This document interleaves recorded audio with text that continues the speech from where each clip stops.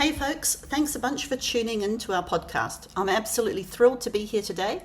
My name's Bridgid and I'm an English teacher at UnifyHub. We recently launched this podcast series to get the lowdown on the English journeys of our students. In each episode, we'll invite one of our amazing English language learners to spill the tea about their life and experiences, all seen through the lens of this crazy, beautiful language we call English. It's a fantastic opportunity to keep your listening skills sharp and pick up some new vocabulary, all while getting to know our students and the unique paths they're taking to master English. So sit back, relax, and let these stories of language learning fan the flames of your own learning adventure, whether you're just starting out or looking to keep the momentum going. Are you ready to meet our guest? This guest not only speaks English, but 4 other languages. So I think we'll all have something to learn from him. Igor, do you want to break the ice with our listeners and say a little bit about yourself? Oh, hello. Thank you for having me here. My name is Igor. I'm a localization manager at SEMrush. I'm also a teacher, aspiring cook, and a Gemini. Oh, fantastic. So before we get into the questions and I ask you more questions, can you give us a short rundown on the languages you speak? Oh my God, all of them? Oh, okay. So let's see. Well, I'm fluent in English and Swedish. My mother tongue is Russian. And I also had some bold attempts trying to learn French, Serbian, Georgian, Italian, Finnish. But probably relative success I only had with Portuguese and with Polish. Interesting. So many. So it's more than 5 then, if we count all the extras. So I'm sorry to ask, which language do you love most? That's always hard to say. You're killing me, Bridget, with this question. Well, I think there is always... So Swedish definitely takes an absolute top place for me. Mm-hmm. But if we would think about the language I'm quite passionate about and I love listening to and communicating in, that would be Portuguese. Fantastic. And if you think about, what would you say is the 5th language you learned? Portuguese or Polish? No, the last one would be Portuguese. Okay. So what was the most surprising challenge you faced learning Portuguese compared to when you first started learning a language? It was a completely different family. And I was used to learning Germanic languages. Polish was not that challenging for me since I speak Russian, so also a Slavic one. And I had no idea it would be so difficult to start and tweak my brain thinking a little bit different. So it was a real challenge. So a real challenge was to start. When I was facing this first troubles with learning the language, it was really difficult not to quit. But now you love it. You enjoy listening to it and Absolutely. So it was difficult at first, but then after I got through it, it was just pure pleasure. Okay. And speaking so many languages and the others that you've tried out as well, have you ever experienced a funny or awkward moment due to mixing them up? And if so, can you share the story? Well, I always have a story to go. For this, it was using the language, the usage of the language. It was just in the beginning of my journey of learning Swedish. They have a very fun way of agreeing with other people. There are several. Of course, you can just say yes directly to another person, but one of them is just saying "oh." So this is it. Yeah. So with this "oh," you simply show that you follow what another person is saying, or you're agreeing with them. So a bus driver in Sweden was talking to me, asking something very, very complex. So I virtually knew a couple of words, just like hello and goodbye. And he asked me some very complex thing. And me, at that time, not yet Swedish speaker, I just asked him, huh? Basically. To which he responded, oh. So he was satisfied with my communication to him. And Till this time, I remember this as a fail and at the same time a triumph of my communication with the Swede. Did you ever find out what you were agreeing to? No idea, but... He was happy. Yeah.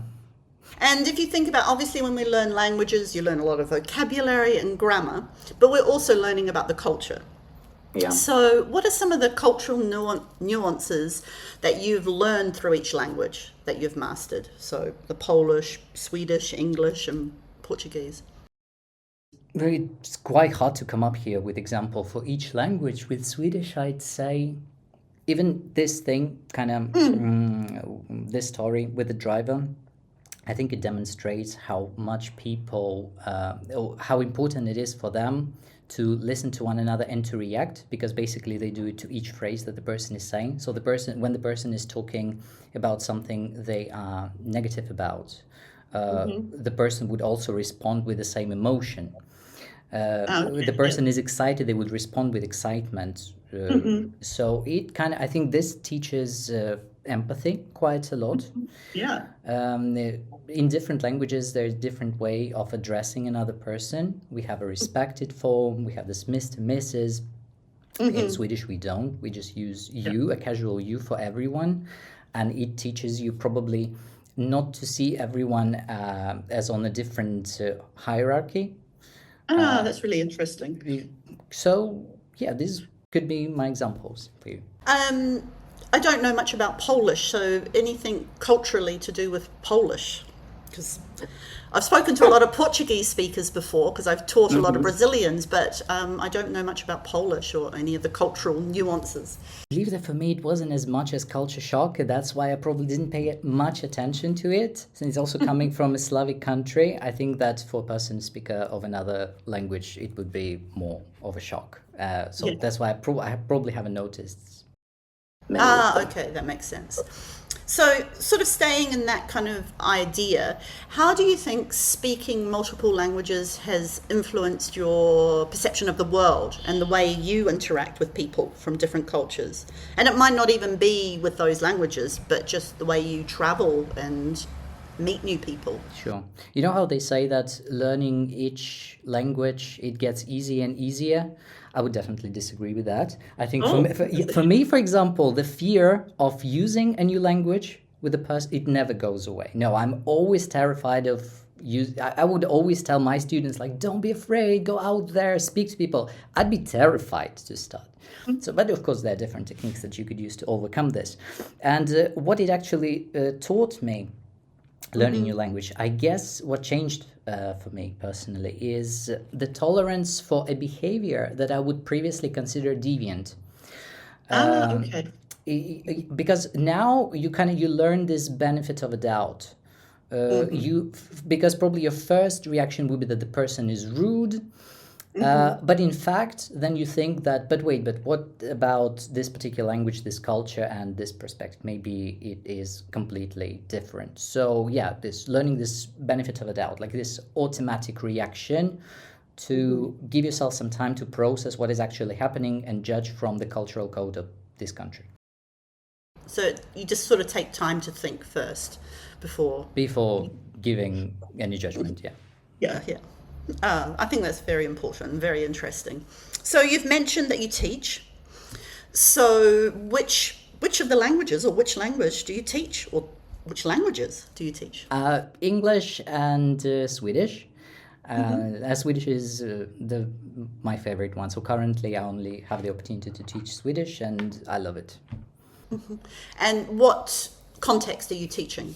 Are you teaching adults, children, individuals? What kind of context?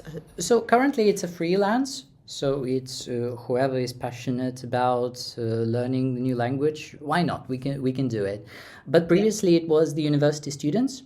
So young adults. Okay. So that's perfect for my last question about speaking so many languages. What advice would you give to someone who's interested in learning multiple languages? Are there any specific resources, techniques that you recommend, coming from the perspective both as a student and as a teacher? First of all, definitely do. So if you think about learning different languages, absolutely do. English is great, but it will not cover it all. You need more these days. I think curiosity is where you start. So if you're curious enough about a language to start learning something just by yourself, a couple of words, this is great. After that, it looks like, I think, in my experience, I think you just need to find a good teacher who would fuel this interest for you and would work with troubles that you have. So kind of would make those issues that you're experiencing less. And did you attend, you had teachers, but did you attend classes for some of the languages, or did you always just have a personal teacher? Tried it all. Yeah, I've been trying all those different applications for your phone, trying to learn by myself, buying different books. For me personally, the best experience is in a group, where I could learn not just from a teacher, but also from other students, because you just see what works for them. They will probably come up with explanation that is easier than the teacher provides you with. So I like learning in a group. I think when you're on quite advanced level, individual classes with teachers, or with a native speaker, also work. Yeah, but it depends on the situation, of course. Interesting. I'm a big fan of group classes as well, so I think that's great. So we're going to finish up with a quick blitz of 10 questions.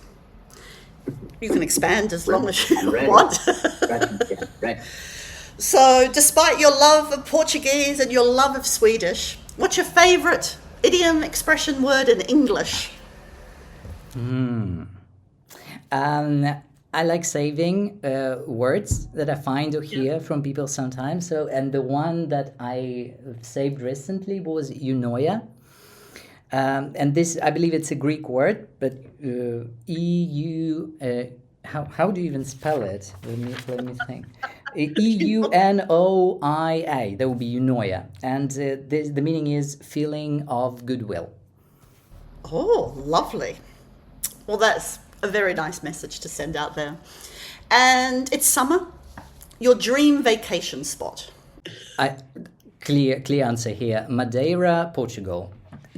I dream of going there. All the pictures that I see look just stunning. And how possible do you think that is within the next couple of years? Well, I will definitely go to Lisbon. So I'll definitely visit Portugal. Madeira, we'll see. I just need to check what is the best season to go there. So if everything tells me that autumn is the best time to go, maybe even this year. Oh, super. Morning or night person? Morning person. Forever morning person. 100% agree. Favorite movie? That would be probably Or series is okay. Yeah, it could be a movie. It probably something that I could rewatch at least once a year. I'd go with La La Land. Ah, lovely. A very happy one as well. Yeah, and also nice music. If you don't want to watch, you can just listen to it. Yeah. Obviously, you spend a lot of time learning, speaking languages, but what's another skill you've always wanted to learn, but you've just not had the chance to yet? Dancing. I think it's such a flex. Yeah, if you can dance, something Latina, salsa, would be great. Well, you're speaking Portuguese. I think you need to get to Brazil. I actually speak Brazilian Portuguese, so yeah. Fantastic. And I've been there, loved it, loved every minute there. You can combine both passions there. Most inspiring person in your life?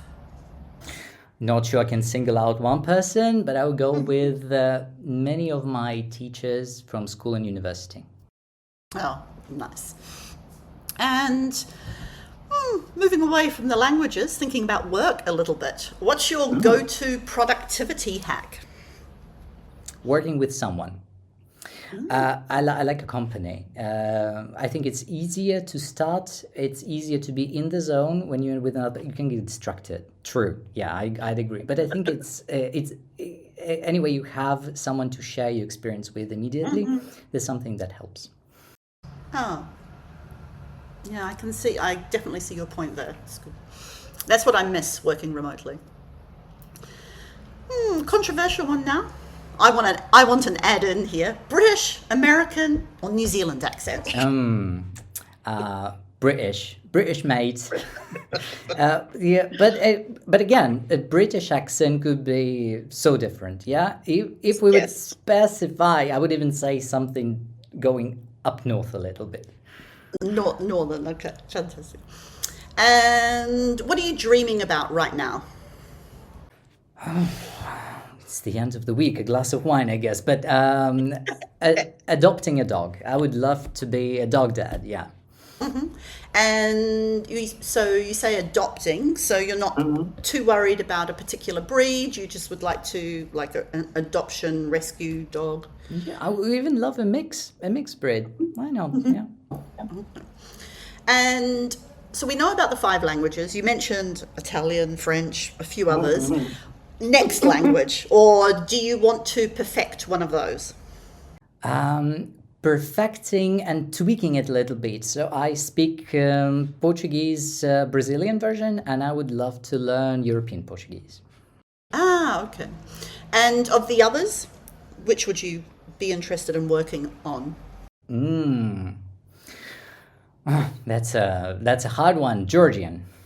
Another script, another completely different origin story for the language as well. Why not? Give myself a challenge. Exactly. And so, Igor, thank you so much for sharing all the information about being a polyglot. It's incredible. We were saying 5 languages, but there's more. I think there's more. So thank you very much and have a very nice weekend. Thank you. Likewise. Bye. Bye.